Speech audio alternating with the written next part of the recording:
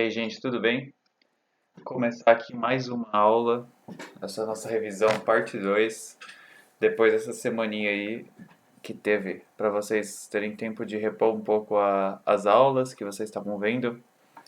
Espero que tenha dado tempo de vocês conseguirem acompanhar parte do conteúdo. Se não deu, tudo bem também. A gente vai fazendo cada um no seu ritmo. Se alguém precisar de ajuda, se alguém se sentir um pouco inseguro, se alguém precisar de alguma coisa, pode falar comigo, a gente conversa.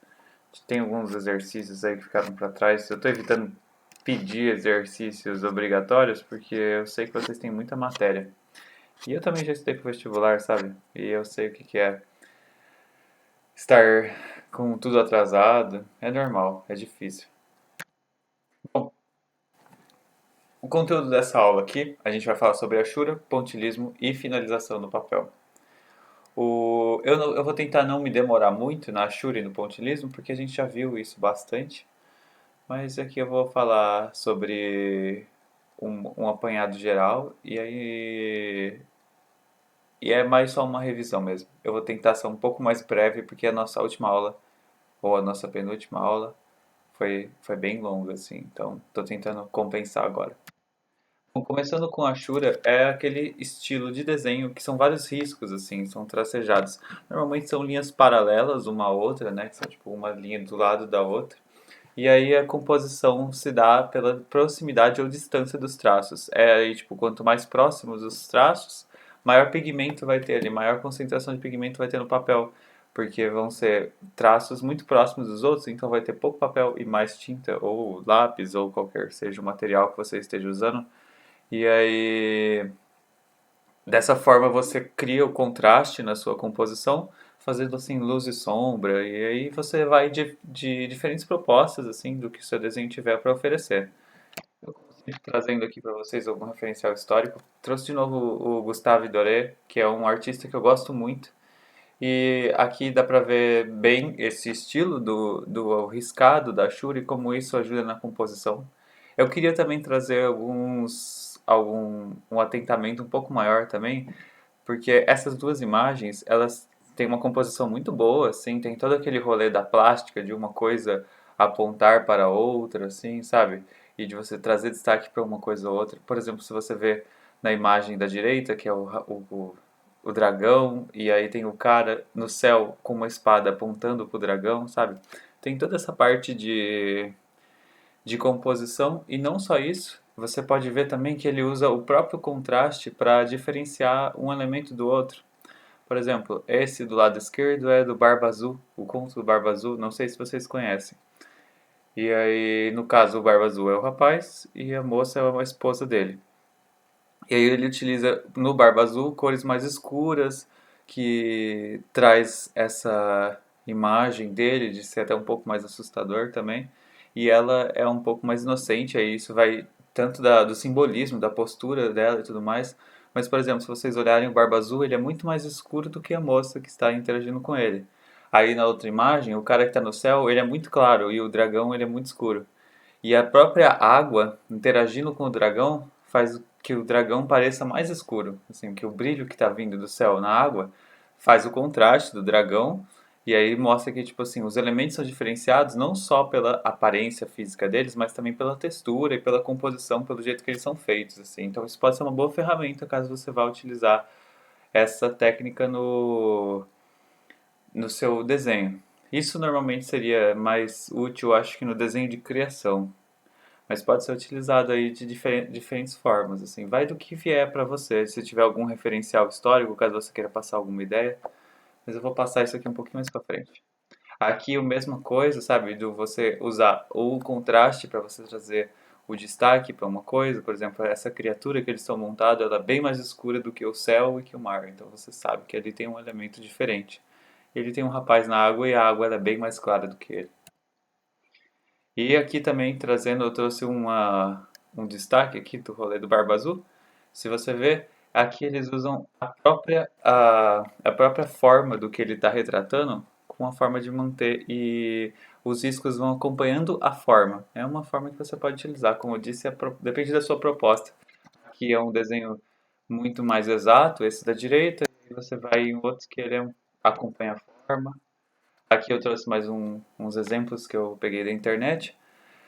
Ali é um que tem muito menos contraste, mas você ainda vê o tracejado, você vê que ele é um tracejado muito mais misturado, assim, que é meio que das diferentes formas de comunicação que você vai criando.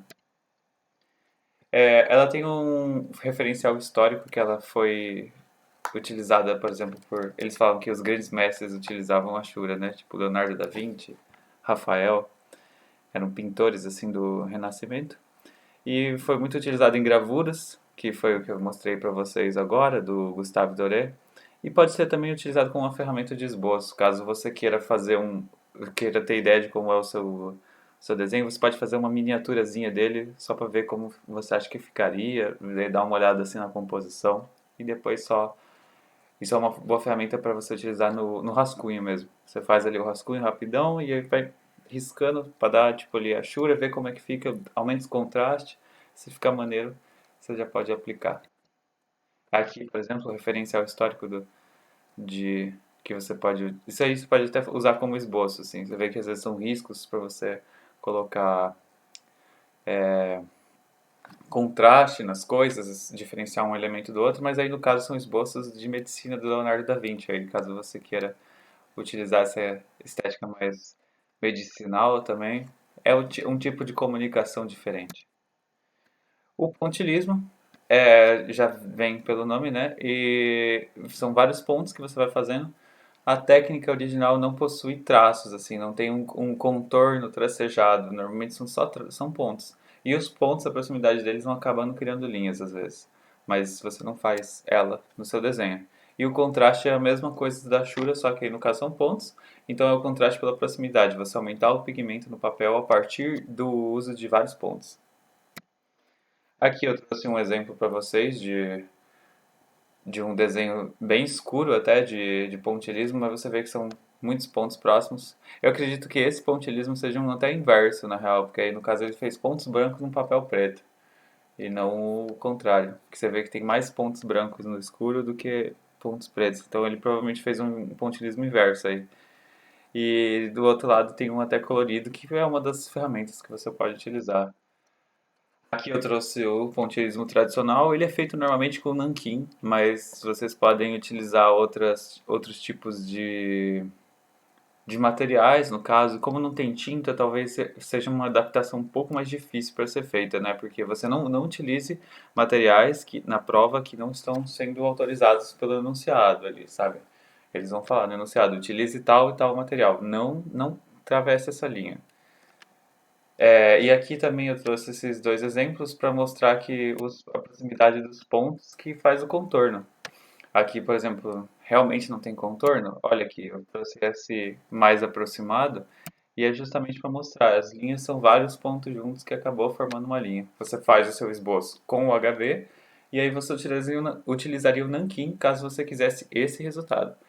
No vestibular, eu acho que vale a pena você fazer muito pequenos círculos assim, se você quiser utilizar essa técnica. E aí você utiliza um 6B ou 2B para fazer. Porque depois você passa a borracha de leve por cima para tirar os contornos. Ele é uma técnica. O pontilhismo também foi uma técnica de pintura utilizada, pensada, estudada em história da arte, né? E ela veio no impressionismo, no pós-impressionismo, que era justamente de pintar com os pontos e a mistura das cores eles faziam na própria tela, quando eles fossem dispondo os pontos perto um do outro. Aqui alguns exemplos de pinturas.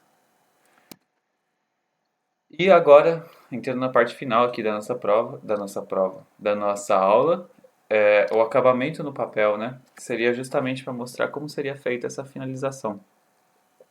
Você faz ela no lápis, quando você está desenhando, tem os seus lápis lá, o 2B, HB e 6B, e aí no final, você pode utilizar o HB para dar uma achatada no papel, dando um acabamento mais liso, melhorando a qualidade do seu desenho e tirando aquela textura do papel. Aí, no caso que eu falei, você pega o HB usando a ponta dele, você não usa ele deitado, você usa a ponta dele e você vai riscando por cima para meio que achatar o papel. Você pode passar outros lápis por cima depois, mas não fica tão forte, assim, não tem o mesmo pigmento do que teria. Mas é um bom acabamento. Aqui, por exemplo, eu trouxe esse desenho que tem textura no papel. Você vê ali nas sombras tem esse sentido de granulado, assim, sabe? E aqui eu peguei um outro que está mais achatado. Provavelmente deve ter uso de esfuminho nesse desenho também, mas é justamente de mostrar que não fica a textura do papel mesmo. É, como eu falei, isso vai ser tipo uma das formas de você fazer um acabamento melhor no seu papel, no seu desenho. Isso é bom para ser utilizado na prova de observação. E aí, algumas áreas que são mais claras, você pode utilizar o próprio HB já direto para você finalizar. Você nem chegar a utilizar o 2B ou o 6B, porque são áreas muito claras e aí o 2B ou 6B escureceriam demais ela. E somente você deixa as partes que são brilhosas, assim, que elas estão refletindo uma luz branca ou algo, uma luz 100% assim, e aí você deixaria essa parte em branco. Mas áreas claras ainda assim precisam ser desenhadas. Eu vou mostrar um exemplo daqui a pouquinho. E gradientes também, que eu vi pelos exercícios que algumas pessoas têm dificuldade em fazer, justamente você faz o gradiente até com os tipos do lápis que você está utilizando, né? Mas a pressão que você coloca quando você está fazendo os pequenos círculos influencia nesse gradiente, fazer algo mais natural e isso melhora o acabamento do seu desenho. Eu vou fazer aqui agora, eu vou fazer um negócio diferente dessa vez, um acompanhamento aqui com vocês de como seria. No caso, eu vou mostrar aqui para vocês na pressão como seria. Vocês estão desenhando e aí vocês estão fazendo os pequenos círculos. E aí, conforme vocês vão aumentando a pressão gradativamente, vocês conseguem ir preenchendo dessa forma, fazendo esse gradiente. Você vê que vai tipo uma coisa gradual para lá. É um pouco mais difícil do que se fosse uma tinta, né? Mas é como se fosse dissolvendo, assim, você vai aumentando aos poucos até chegar no máximo. E aí, quando você quer fazer uma área que seja 100% preta, por exemplo, aqui, você utilizaria aqui um 6B, aqui daria para utilizar os dois, o 6B e o 2B, aqui você utilizaria o 2B, e aqui o HB, nessa parte. Aqui o HB, aqui o 2B, aqui o 2B e o 6B, e aqui o 6B. Vocês podem misturar também uma, um lápis em cima do outro, sabe? Por exemplo, vocês estão aqui fazendo uma parte, que ela tem um pequeno gradiente. Beleza, ela vem pra cá e ela vem até aqui no gradiente. Essa parte você só vai fazer com HB, porque aí você já pode ir fazendo ele achatando um pouco mais e deixando ele mais liso, tá? Com coisa de papel. Essa parte você tem que passar o HB no final só, ou nem passar o HB, porque se você passar o 6B mais forte, já vai ficar mais preto, entendeu? Aí no caso você passa o 6B aqui por cima depois, e aí você vai fazendo um caminho assim com o 6B até uma hora que você para. E aí dessa forma você consegue garantir o seu gradiente. Você deixa a sua parte mais escura escura, a parte mais clara clara. Dessa forma você faz o achatamento do papel, né? Aqui você passa o HB. Aqui você passa o 6B. Complicado? Um pouquinho. Mas eu vou mostrar aqui para vocês de um jeito mais tranquilo. Quando você estiver fazendo o seu desenho, e você precisa fazer várias camadas, você vai fazendo assim. Aqui no digital vai ficar um pouco mais difícil de ilustrar para vocês, porque ele tem um comportamento diferente do papel.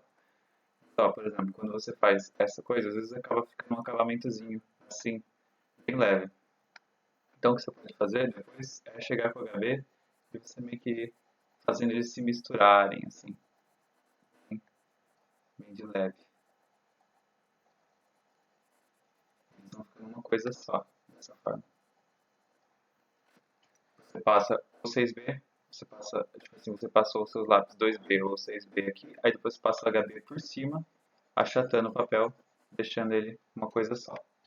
Entendeu? Eu espero que vocês tenham entendido. É um pouco difícil explicar isso para vocês no digital, mas era só para mostrar para vocês como seria feito.